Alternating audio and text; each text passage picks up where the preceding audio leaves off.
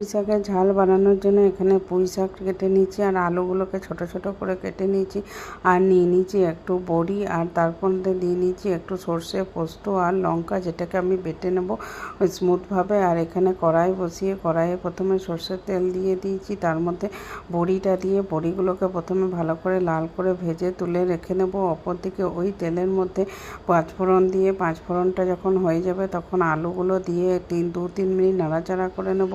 2-3 minute পর কেটে রাখা শাকটা দিয়ে দেবো, তারপর পরিমাণ মতন হলুদ গুঁড়ো আর লবণ দিয়ে দেবো, দিয়ে এটাকে নেড়ে 5 থেকে 7 মিনিটের জন্য মিডিয়াম ফ্লেমে ঢেকে রেখে দেবো। 5-7 মিনিট পর ঢাকনা খুলে বেটে রাখা সর্ষে পোস্ত আর লঙ্কাটা দিয়ে দেবো, দিয়ে আবারও নাড়াচাড়া করে এটাকে 3-4 মিনিটের জন্য ঢেকে রেখে দেবো। 3-4 মিনিট পর ঢাকনা খুলে ওপর থেকে বড়ি ভাজাটা ছড়িয়ে দিলেই তৈরি হয়ে যাবে আমাদের পুঁই শাকের ঝাল। তো বাড়িতে অবশ্যই এবার একবার ট্রাই করুন।